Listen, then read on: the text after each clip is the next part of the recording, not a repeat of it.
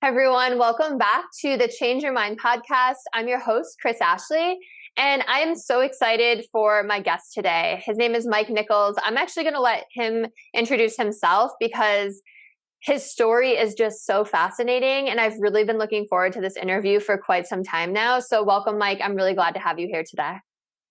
Chris, thank you very much. I'm happy to be here. Again, I'm Mike Nicholas. I live on the East Coast, pretty far from you, in Northern Virginia. And I wound up here because I was in the military and worked at the Pentagon for quite some time. Just real quick, by way of background, I come from a pretty conservative background. I was the oldest of 7 children, very Catholic family in New Jersey.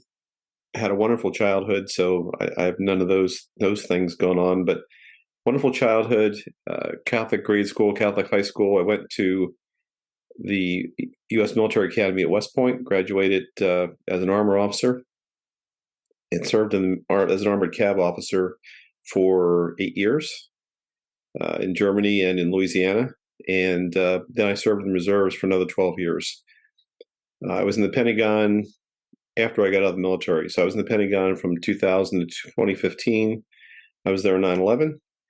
And I was always just a very pragmatic engineering military guy that thought what we're about to discuss was a bunch of nonsense. I ranked it right up there with fortune cookies and carnival palm readers, with which I have an experience. So anyway, that's what the background I come from. And the reason we're doing this podcast is because my life was completely changed around to now where I accept and embrace the kind of things that I thought were crazy before. And my life has completely changed, basically. Yeah, thank you so much for explaining all that. I know my listeners were probably like, so why is he here? So the reason that you and I met is you have an amazing podcast. If you want to just talk a little bit about your podcast and what it is you do now, because what I love about you is you have this, as you call, left brain past, and you just come at everything with this genuine curiosity, no judgment. You're open and you're curious. So if you could explain a little bit about your podcast, and then we'll get a little bit more into your spiritual awakening after that. Sure. I got to the podcast really because I started to write a book, and I'm not an author. I've never written before. I mean, I've kept a journal, I guess, since my kids were little. But in one of the sessions I was having with a medium, which for me was way out there after I had the spiritual issue or spiritual conversion, she told me that I need to write a book. And so I started the book, and then I ran into somebody just online that does podcasting, and they suggested podcasting. So I started podcasting about a year or so ago. This podcast is called The Soul Unleashed, which is also the title of the book. And I've interviewed people that everything from mystics to mediums to psychics to astrologists, things that, again, I would have thought were too far out there to be considered seriously. And now I'm open to everything. So past life regression. Nice. Well, I'm sure everyone is wondering, how did the left brain, conservative upbringing, West Point graduate who worked at the Pentagon start to create this adventure and journey and excursion into all of this knowledge? So tell us about your spiritual awakening. How did that happen for you? Like it happened for a lot of people, it was a traumatic experience for me and my wife. We had 2 boys. One, our younger son, suffered from liver disease, and he suffered for about a year and then passed away in 2020. And it was just as the pandemic was getting started. So if you can remember March of 2020, it was a very challenging time. He was in a hospital and then in a nursing home, and we couldn't see him. Nursing homes were closed down, and then he passed away. I don't think it's probably necessary to go into the circumstances, but he was in a coma for about a day, and we didn't even know that he had been taken back to the hospital because they couldn't tell us. And his name was Matt, and Matt passed away on March 28th of 2020. So it was very difficult for my wife and I. We have another son that has 2 beautiful grandchildren not far from us, the love of our lives, but Matt was special. And he we missed him a lot. I guess that's the best way to put it. One day in May, it was May 17th, actually, of 2020, my wife suggested to me that I go out and hit some golf balls because Matt and I used to do that, just as father and son kind of thing. Went to the driving range, hitting golf balls. I started crying so badly that I couldn't finish hitting the golf balls, and I just walked away and went home. Got back to the house, and project manager type that I am, I had a list of to-do things for that day. One of them was to install some Amazon Blink security cameras, little things about yay big. I had two of them. I put one outside looking at our back door and one on the inside looking at the sliding glass door in our dining room. And we went to bed. And about 20 minutes past midnight, it pinged. My phone pinged. And I didn't even know what it meant, right? I just set things up with the default setting.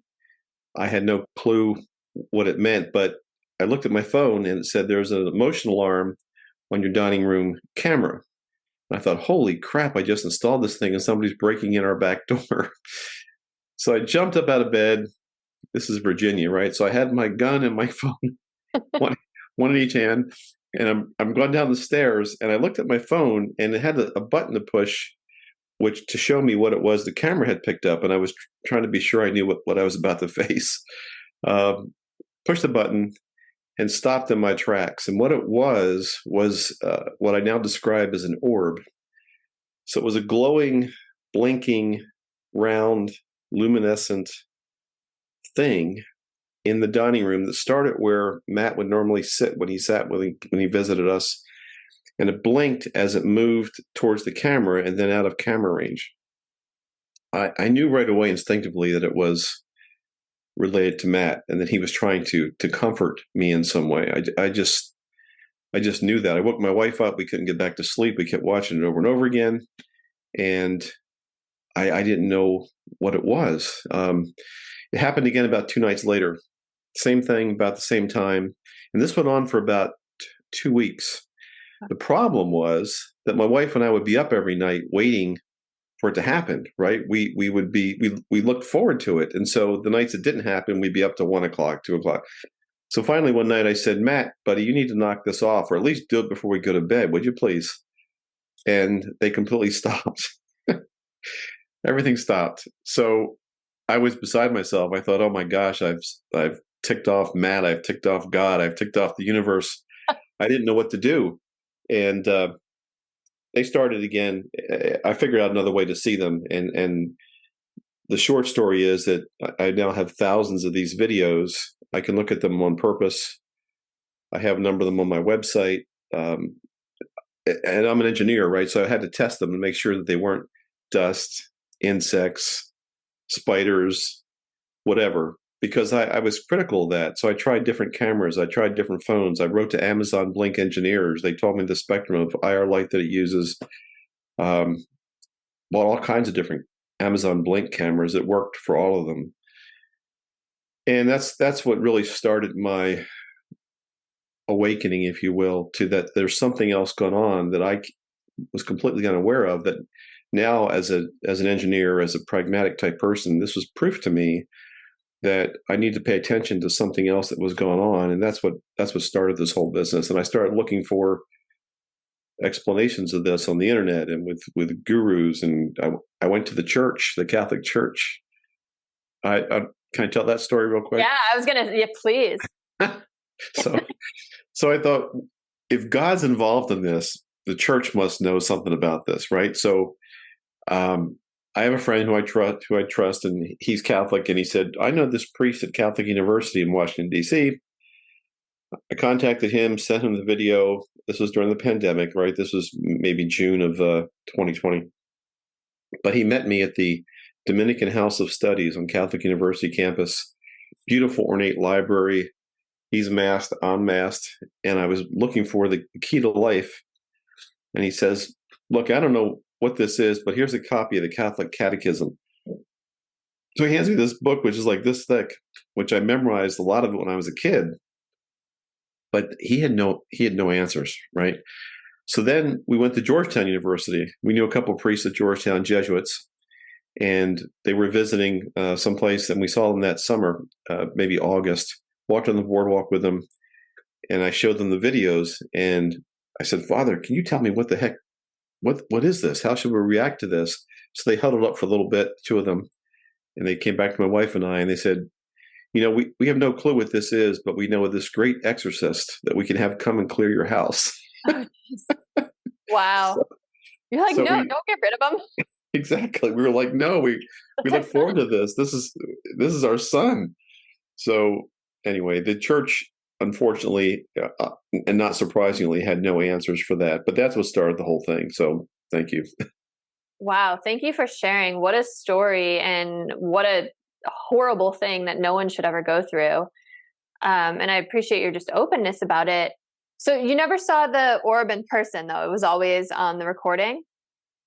It's always, well, that's a good question. The orbs were always on my phone, right? So that the Amazon Blink app is on the phone, Mm-hmm. and it uses infrared light to see. So everything's in shades of gray. So in my research on the internet, I've run across a number of people that have beautiful websites about orbs, and orbs are real, and beautiful pictures of orbs, sometimes with faces in them, right? Mine are always moving all over the place, blinking, sometimes giving me a high five, sometimes coming right out of my palm. That surprised me, by the way. I, I, I mean, there's no rules, I guess, for how an orb can give you a high five, right? So when I did this, sometimes they hit my hand, but then a couple times they just came right out of my palm, which it surprised me.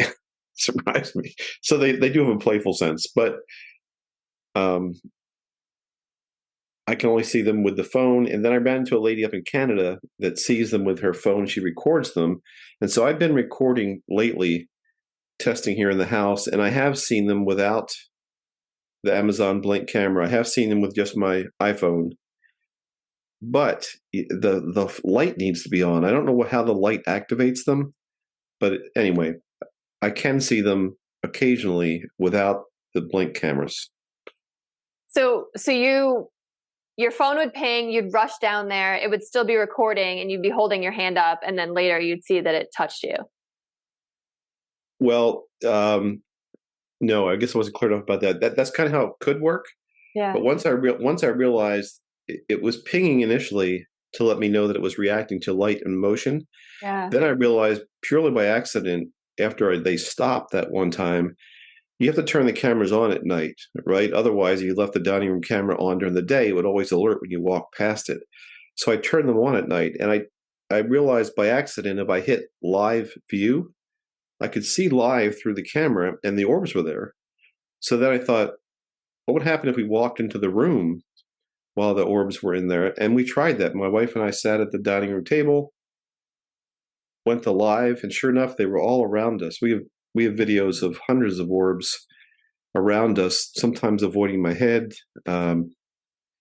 Yeah, so and then to make it more fun, they travel with us. So they're not here. They're not in the house when we're not here. That's a pretty cool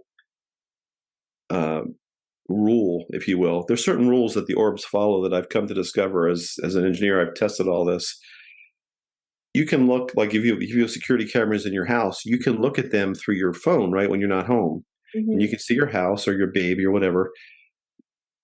I was showing some friends the orbs in late 2020, and I said, let me show you the camera that usually sees these orbs. And it was nighttime. I put the camera on. There was nothing there. And I was really disappointed, but there was no orbs anywhere in the house. Okay, fine. Then we're in Florida. We spent January of 2021.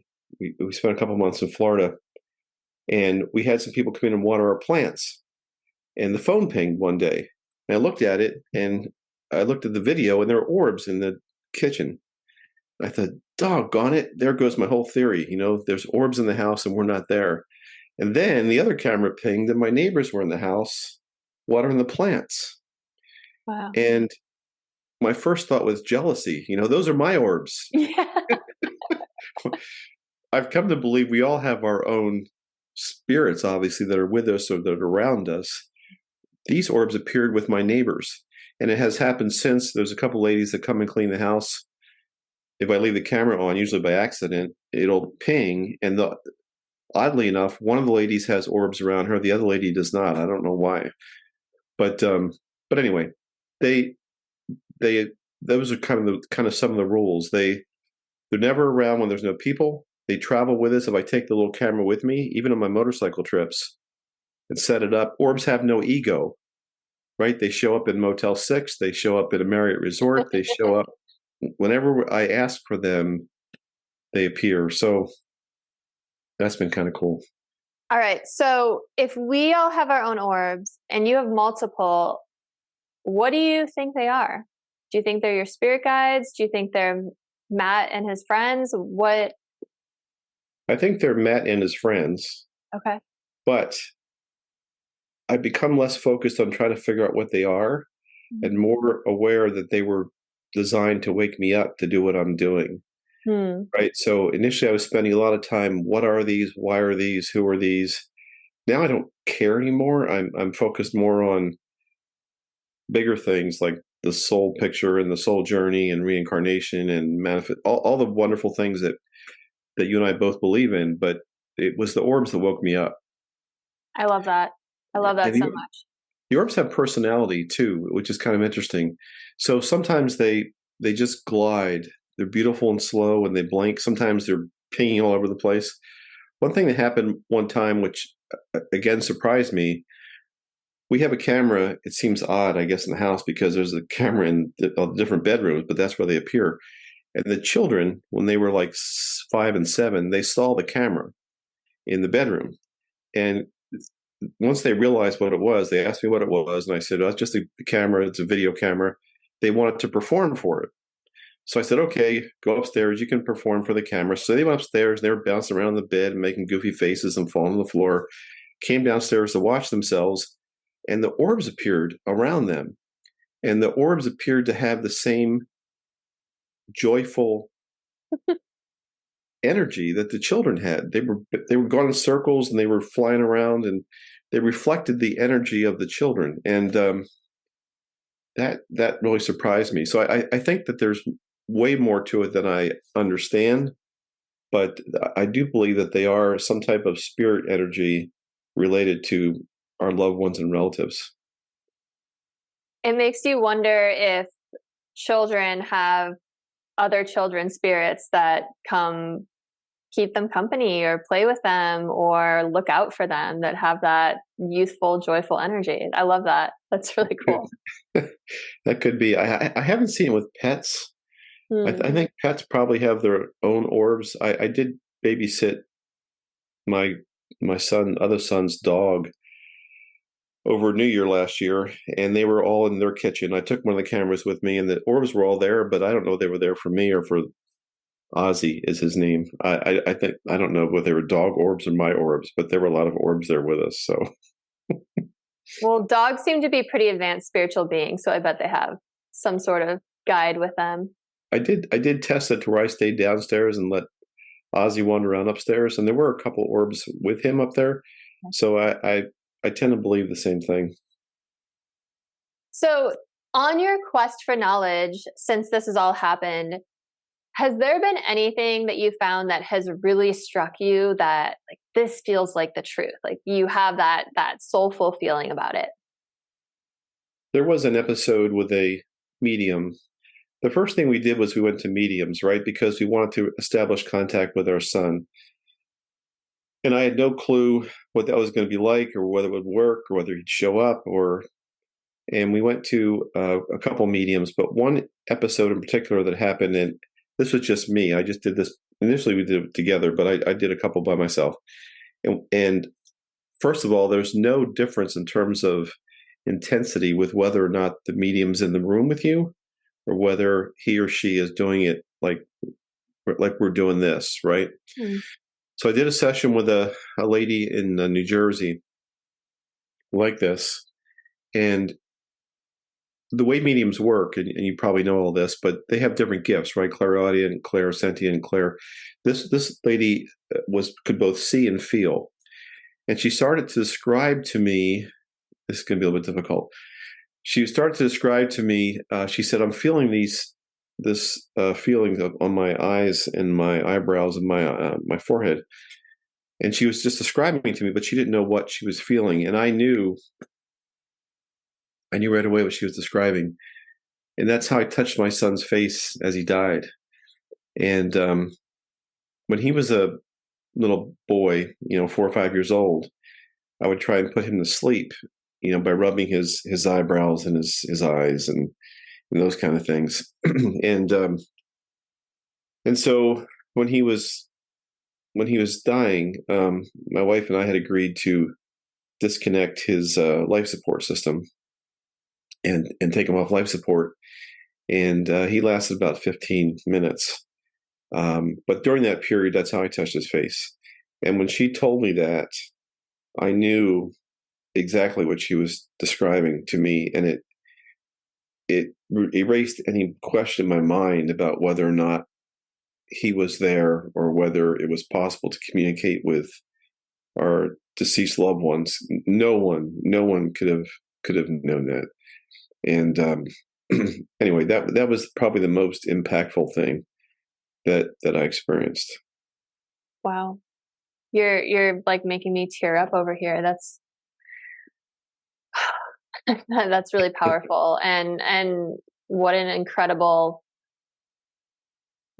piece of proof too, that he was really there with you. Yeah, I'll tell you something funny about him if you don't mind, because Yeah, I don't want to leave you with all the sorrowful part. yeah. Matt had a great sense of humor. And with another medium, he's the one that told me to write the book, right? So she's talking to me and she goes, he's here.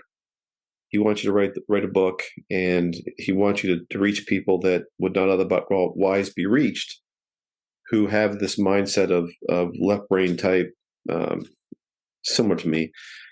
I said, okay, great. And she goes, he's also showing me some past lives that you guys had together. I said, cool. He said, she didn't know what she was describing either, but she described Teddy Roosevelt with the turned up hat and the monocle and the Rough Riders. And so I said, that's Teddy Roosevelt and the Rough Riders. She goes, yes. She goes, you weren't father and son then, but he's showing me that you guys were together with Teddy Roosevelt. I said, okay, that's cool. And then she said, and you also were a soldier with him, with George Washington in the Revolutionary War. And so she described that a little bit. And I thought that was cool. And then she started laughing. And she said, he's showing me something just to prove to you that souls don't have sex. And she goes, this is like 15th century Spain, and you're a flamenco dancer in a red dress, and he's hot for you. So that was the last little life that he shared with me through her.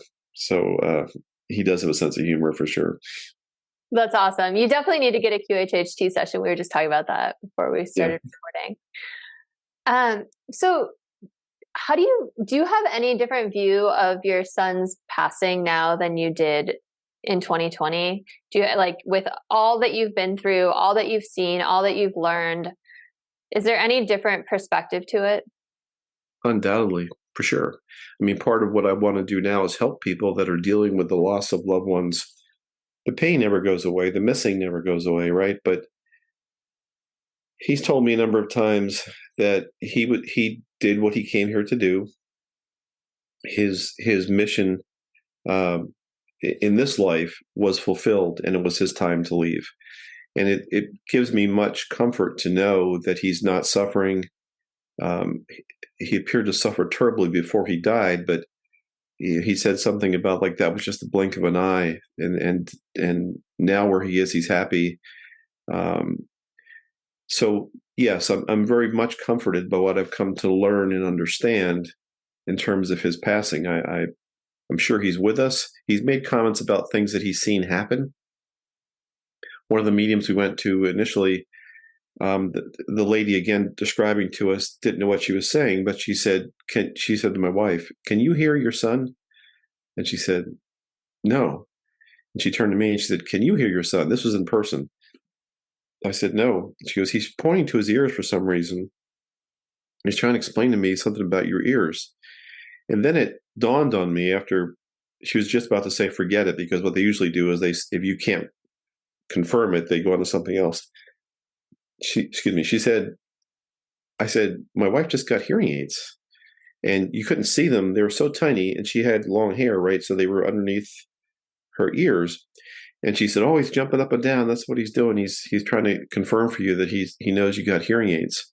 And so it confirmed for me that he still participates in our life, that he's still aware of what's going on, and that was also very comforting. That's really, really awesome. So do you think that when people die, they go on to live another life, or do you think they hang out and wait for their loved ones to cross over? Or, what do you think he's doing? Well, he's told me what he's doing. Yeah. I had a session with. It's funny about mediums, and what I've come to learn is that in some ways you get what you pay for, but in other ways, I wanted to taste what caviar was like, right? So I had a session with Rebecca Rosen, who is like the medium to the stars, right? And she is truly a gifted lady. But I couldn't afford, it's like $1,500 for an hour, right? So I couldn't afford that. But she does a session where you do 8 people.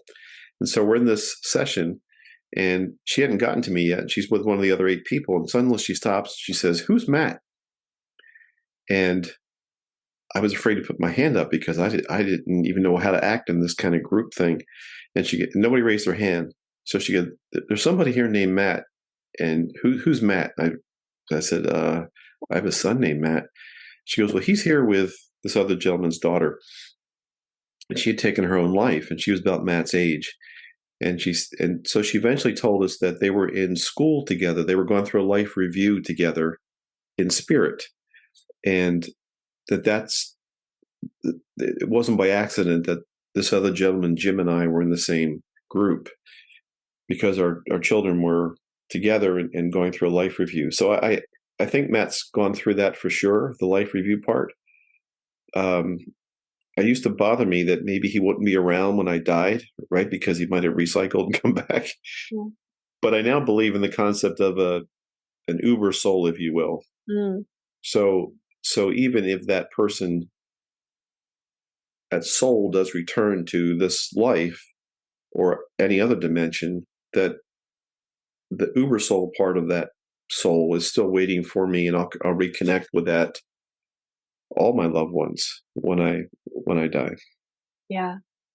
That's what I believe too. And how beautiful that him and that girl were in school together, and you and Jim were right there in the room. Can I tell Nothing you a quick story about that Please. too? If you have time, I'm sorry. Oh my gosh, I could talk to you all day. Keep going, please. So I tried to develop a practice where I would meditate and connect with Matt, right? And I read a number of different books where a gentleman journals and writes down things.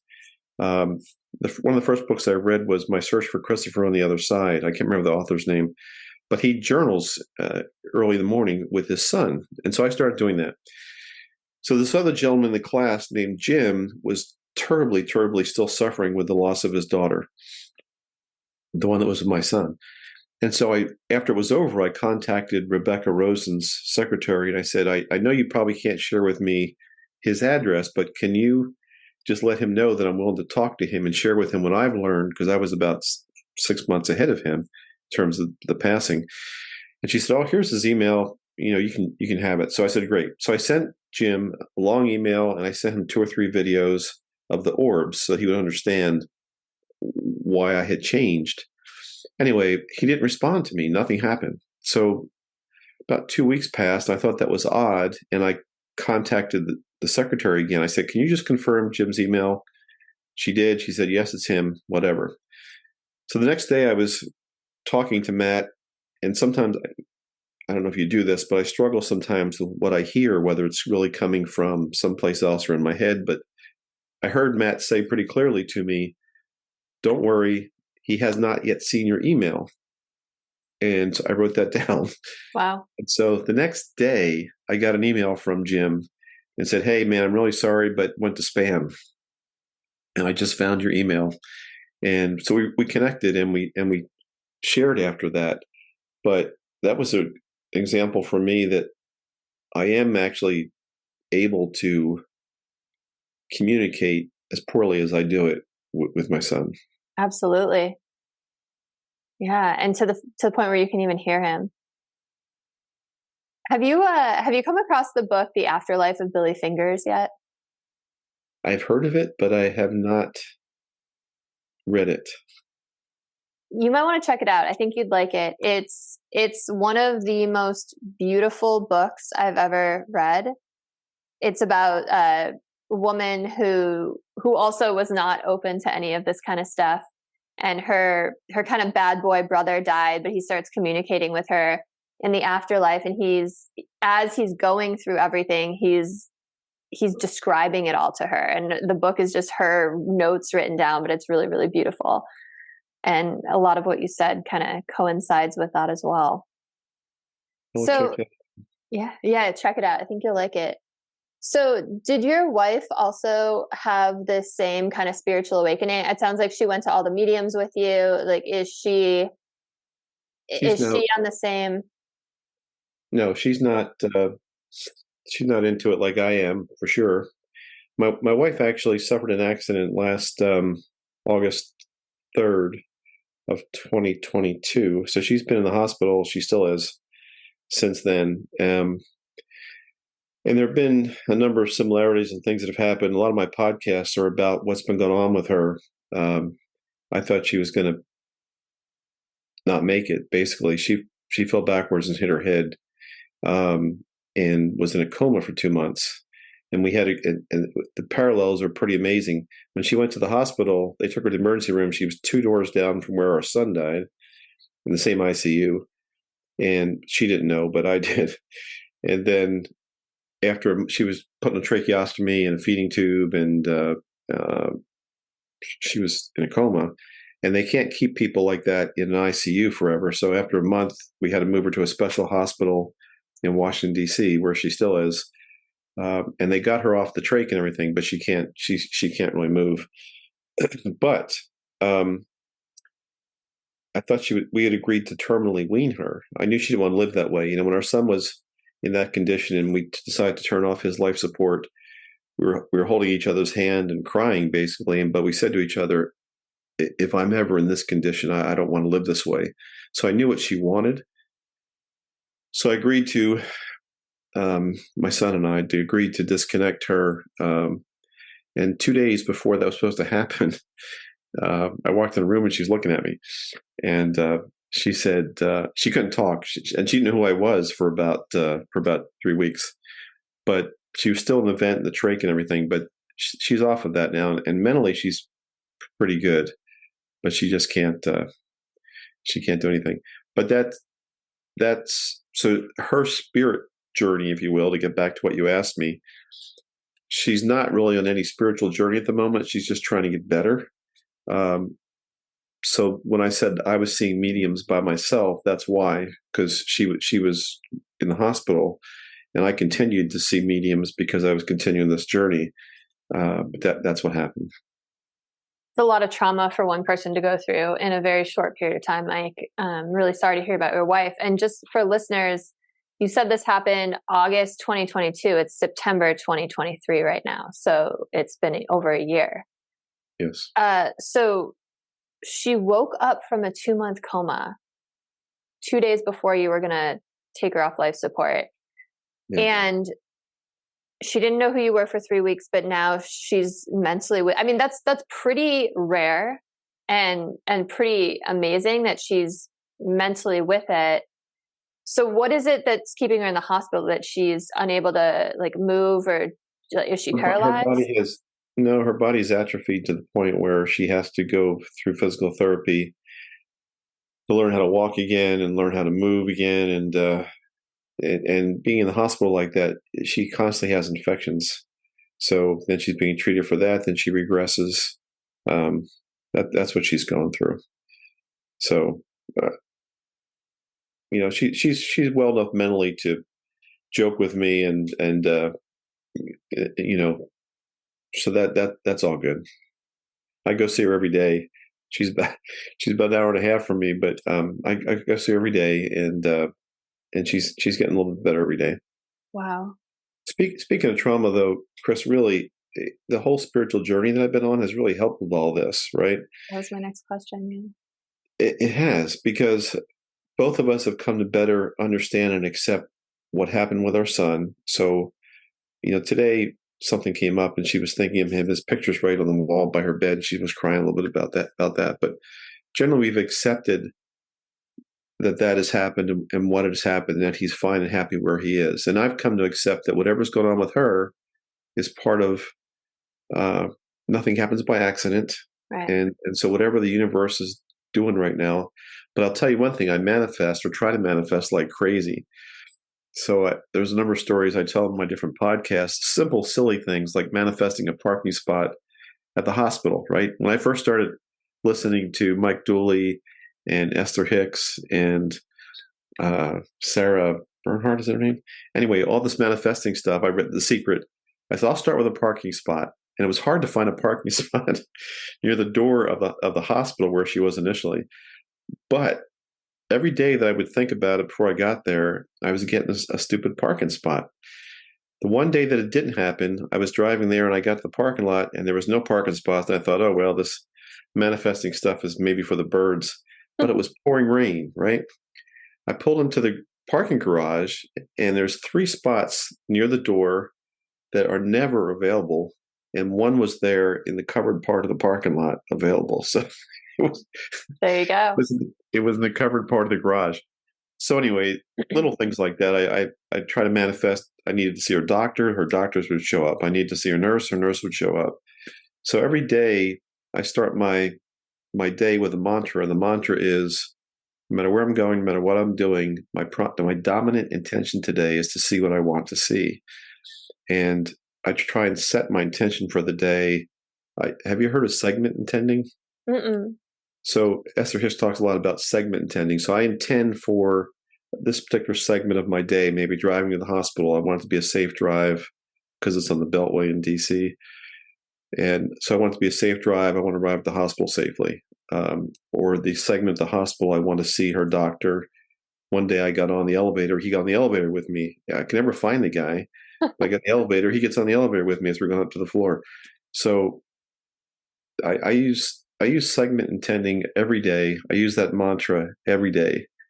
So I forget how I got in that topic, but No, that's such a powerful way to start the day, by just imagining how you want your day to go, right? Because your mind, if you can train your mind to play it ahead of time and really see it and visualize it and feel it, then it's going to happen. So has your wife tried any of the visualization or the meditation and trying to imagine herself healing and healthy? And have you no, done any of that with her? no, no, she's not ready for that yet. Not ready So, for that. no. Because I think about Joe Dispenza. With what got him started was he had like a crazy spinal injury and he healed himself. So you never know what the power. Yeah. I've come to believe that your calling on spirit does not have to be like you and I see it. Like for my wife, she's very religious, right? She's also from a very strong Catholic family.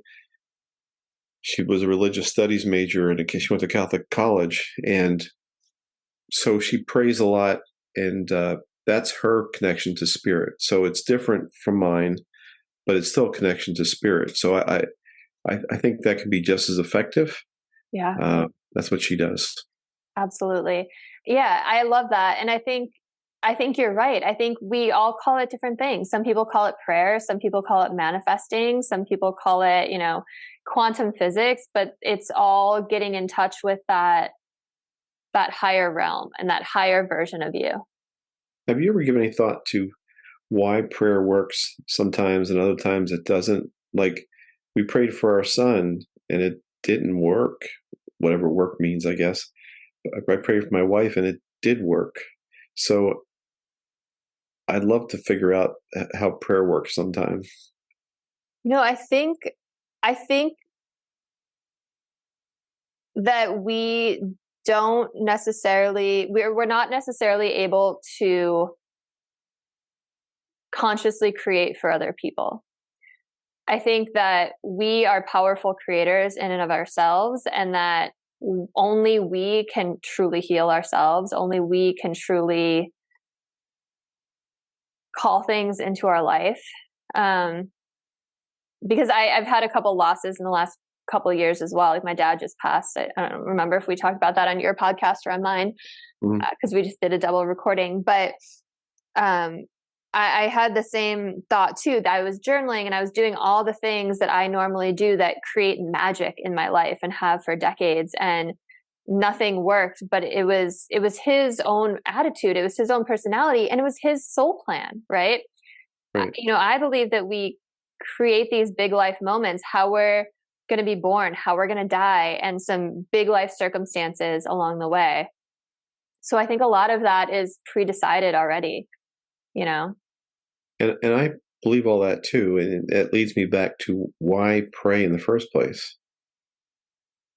If that's because I think that there's big life circumstances that are predetermined, but I think free will still exists.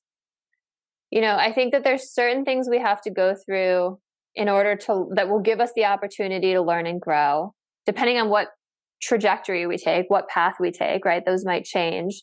But I think that we also get to create our own reality, right? It's both happening simultaneously. And I don't know. I think the power of prayer is just as powerful as the power of law of attraction. I think it's one and the same, really, right? There's a little story, if you can bear with me for just a second. Have you ever heard of Viktor Frankl and Man's Search for Meaning, that book? Mm-mm. So Viktor Frankl wrote this book, Man's Search for Meaning. He was a survivor of a concentration camp in World War II. And it's it's a short book. First half of it is his concentration camp experience, and the second half is his experience as a psychiatrist in Vienna. He was a psychiatrist when he was put in the concentration camp, but later he was teaching. He survived the camp, obviously. But he has a bunch of students, and he takes them into a laboratory in Vienna, and they're all looking at this ape. And this is in the 1950s, and polio was just being cured at that time.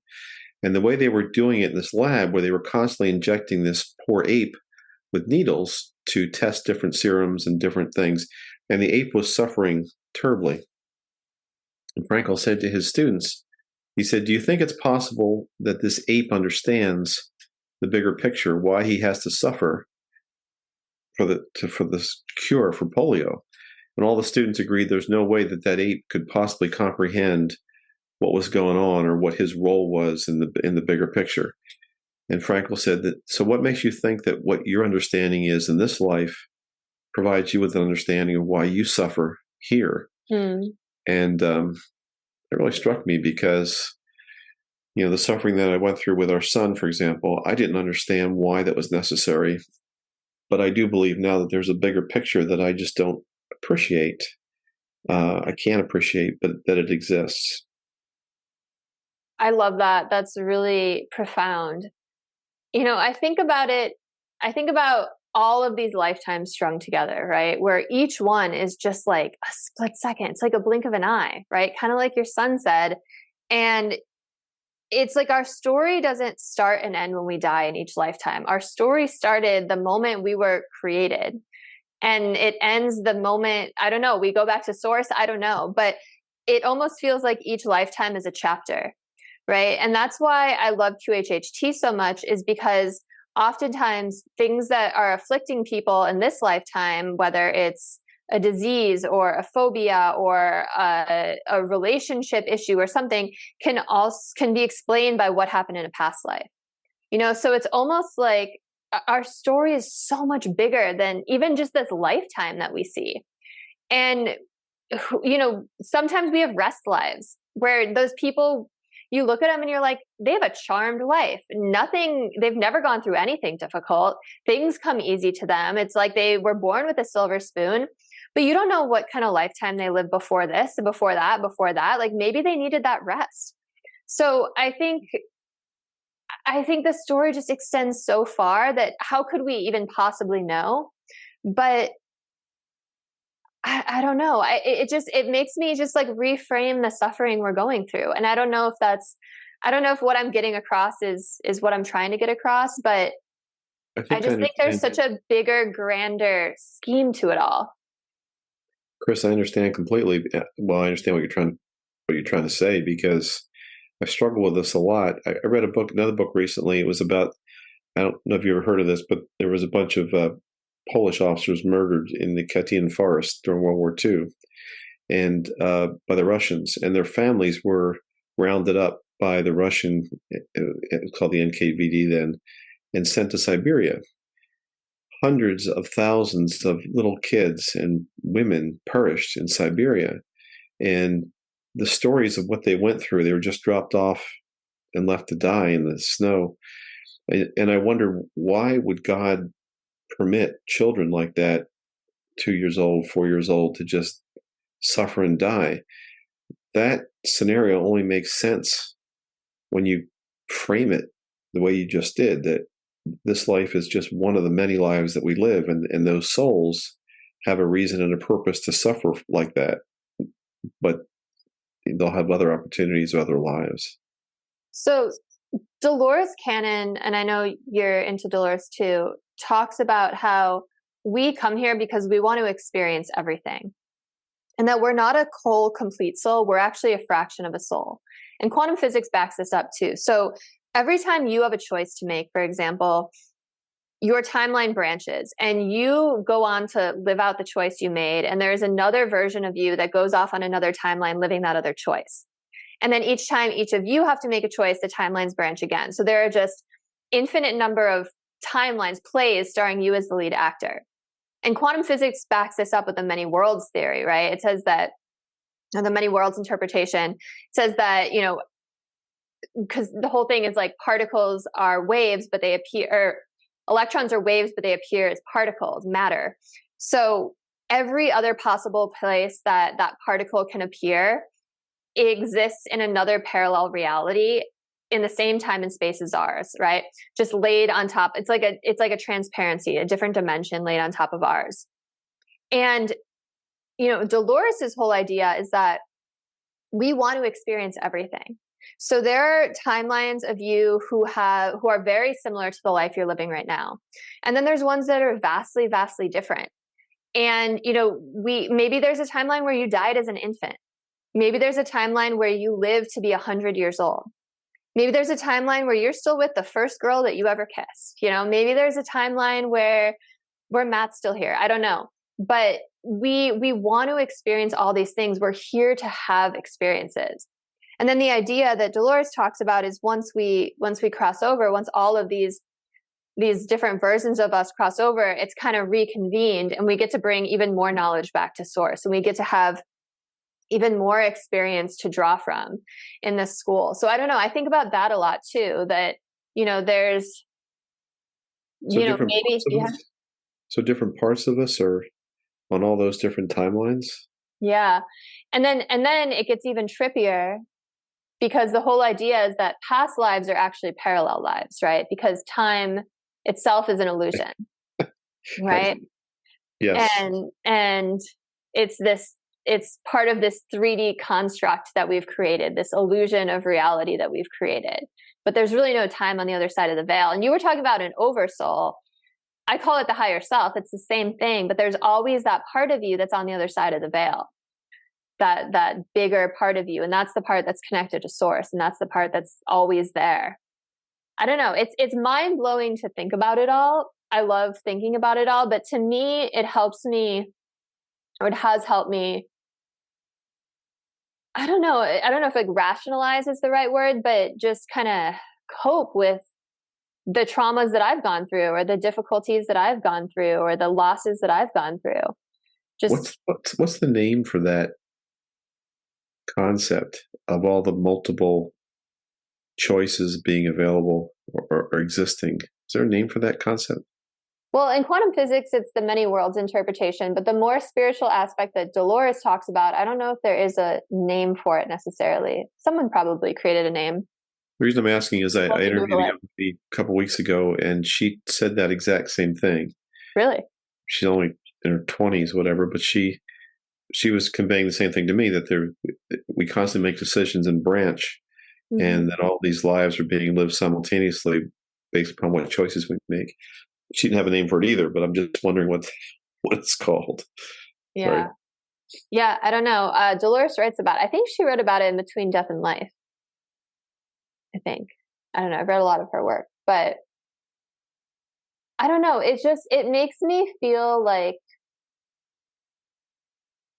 my problems aren't that big of a deal, or the suffering that I'm going through is for a reason, and it's not that big of a deal. I don't know. It somehow puts things into perspective. It makes me feel like this lifetime is small, and we don't need to take it so seriously. And that is, I mean, that is so much easier said than done, but it has done that for me.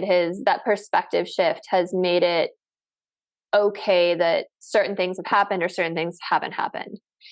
Have you interviewed any near-death experience people? I haven't. Reason I ask is because but I interviewed a lady named Grace Ghanem who had an NDE, uh-huh. and what you just said triggered my memory of that. She said exactly that. That is, while she was going through that experience, and she did the whole tunnel thing, but it was all with colors. She's an artist. And so she saw colors and sounds that she had never experienced before. But she said specifically that it became clear to her that this life was meaningless in terms of the big picture. Whatever she was going through, whatever she was experiencing, whatever challenges she had, meant nothing. And so, yes, I believe you're onto something when you say that. Yeah.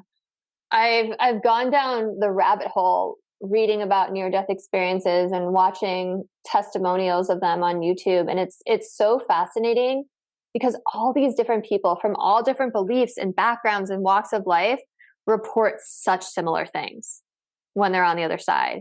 It's not only they leave their body and they have this heightened awareness and they can hear and see things in other places. And then they go through a tunnel and they go through the life review, and what one of the best parts of all of them is that they are not judged for a single thing that they did during this life.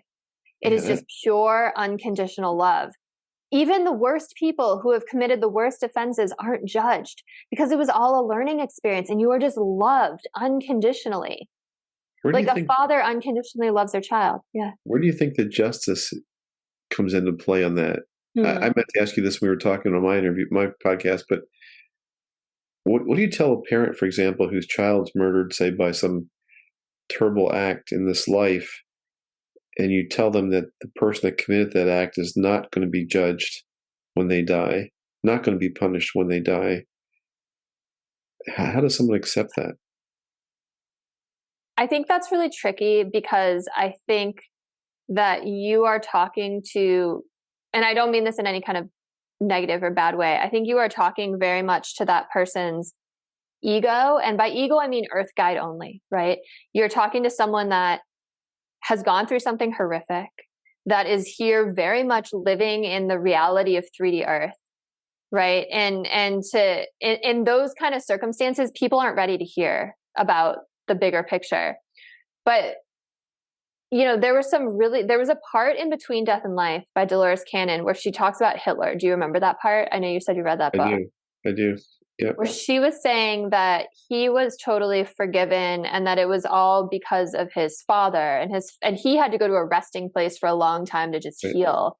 And his father was the one that really needed to, I don't know, go through some extra schooling on the other side. So Alan Cohen is one of my favorite authors. I don't know if you've ever read any of his stuff. He wrote A Course in Miracles Made Easy. He broke down A Course in Miracles. Have you read A Course in Miracles? No, but I still have notes from when we talked weeks ago where I haven't written here A Course in Miracles. Yeah, you'd love it because it's channeled from Jesus directly, and people call it the Third Testament. So there's Course in Miracles study groups, just like there's Bible study groups, and he goes through the New Testament, and he's like, this is how this was misunderstood. This is what really I wanted you to take from the resurrection. This is, and it's really fascinating because, the Bible was written by men, sometimes a long time after Jesus actually died. And it's interesting to hear it, from Jesus himself, if we believe that that's the case. But Alan Cohen wrote A Course in Miracles Made Easy, and it's a really great intro to it. If you're curious, or anyone listening is curious, it's phenomenal. But he has this story in there where he was at this seminar by this woman, and she was talking about forgiveness and how important it is. And this Jewish woman in the audience stood up and was like, I don't buy this forgiveness bullshit. Like, how am I supposed to forgive someone like Hitler? And the woman up front was like, well, let me ask you a question. Imagine that you live next door to Hitler when he was a little boy, 4 or 5-year-old boy. And you saw him every day, and you saw his alcoholic father, and you saw his mentally ill mother, and you saw the abuse and the neglect. And let's say that if you showed that little boy love, it like makes me tear up. If you showed that little boy love and just treated him well with kindness and just acted as this loving person in his life, that you could change the trajectory of his future. Would you love that little boy? And she grew, I'm like such a sap. I'm like tearing up. She grew really quiet, and she was like, yes, I would. And then Alan was saying that after the whole conference, this old woman walked up to the speaker and she said, everything you said was absolutely true. And she gave her a hug. And when she gave her a hug, he saw her sleeve come up and she had a Holocaust tattoo on her. And, I think that there is such power in forgiveness. And I actually have an entire chapter on this in my book it's called What About People Who Do Bad Things? How do we cope with the rapists and the murderers and all those people? And those people are coming from a place of deep pain and deep fear, and they have a hole in their soul. They have never known love. They have no self-confidence. They are tormented. And by showing them love and kindness and compassion, we could not only possibly help them heal, but maybe they have great gifts to bring to humanity. So, I don't think that someone whose child was murdered by someone is ready to hear all that, but that's kind of my bigger take on it. I think it impacts society too, because if I was a father who had a child who was harmed or murdered by someone, one of the reasons I don't immediately try and take things into my own hand is because I believe that he's going to face justice with God or Jesus or be in hell forever. If I thought for a minute that there was no justice, at least according to the pain that I was feeling, I would be more inclined to try and serve justice in this lifetime. So I think there's a real problem with that. I struggle with that. That's why I asked you. I believe, like you said, that I don't believe there's a hell, but I do believe there's some type of life review or school or something that you go through to recover from whatever it is you did bad in this lifetime. Yeah. And, I've heard from reading and watching near-death experiencers that oftentimes part of that life review is feeling how you made all those other people feel. Yeah, I've heard that too. But, I understand what you're saying. And I think the very human part of us is like, but there has to be justice, right? Something has to be done.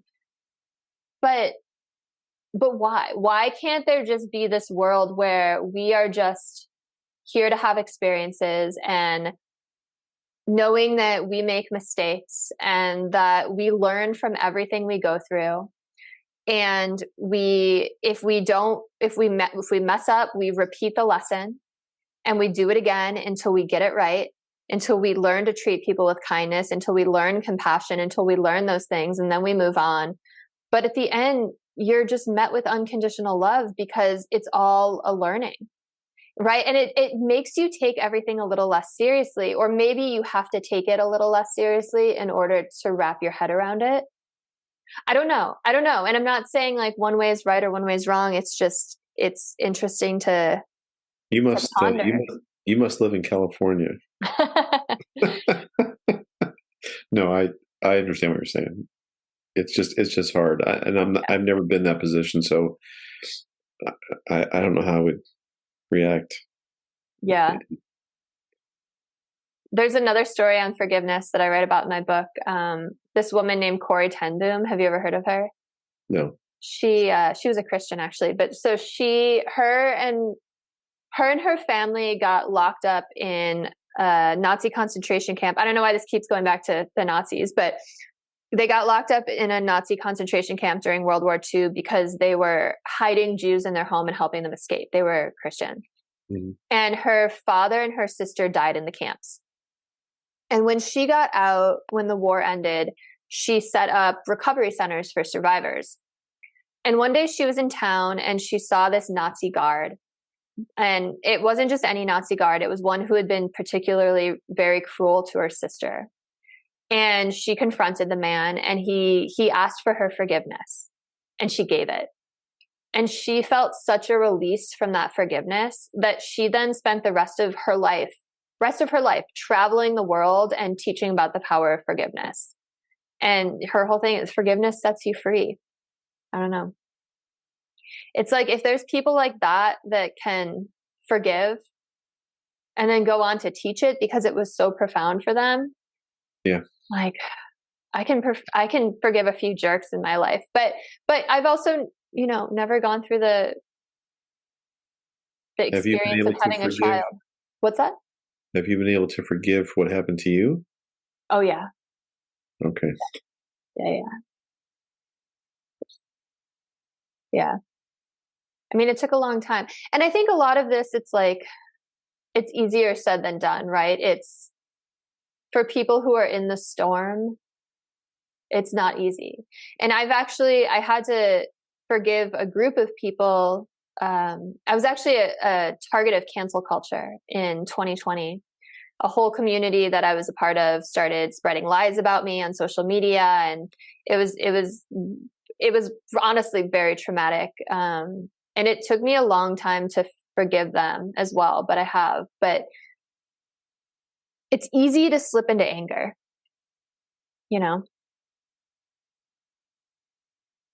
Yes.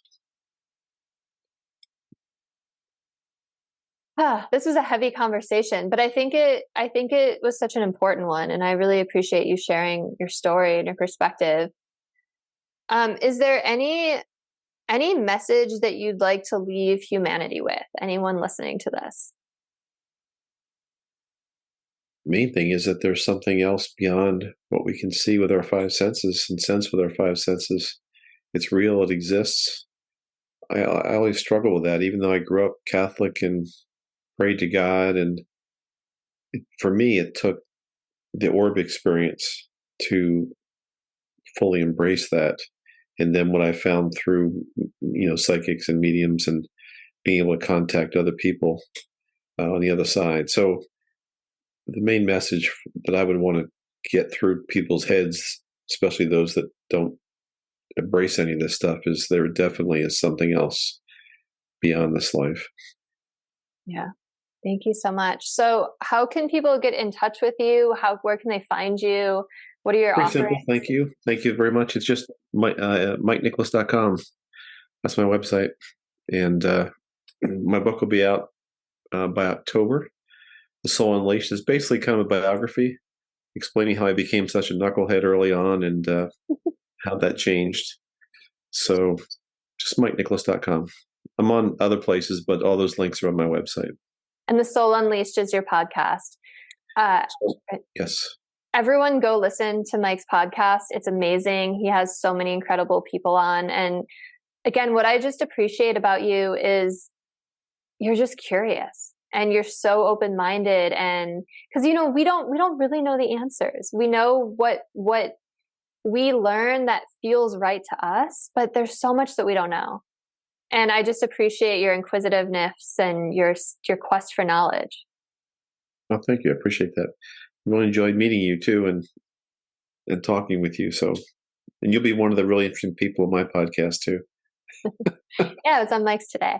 All right. So everyone, thank you so much for tuning in today. Go check out my book as well. Change Your Mind to Change Your Reality. It's an audiobook, paperback, ebook. Follow me, Change Your Mind with Chris, and we'll see you next time. Have a great rest of your day, everyone.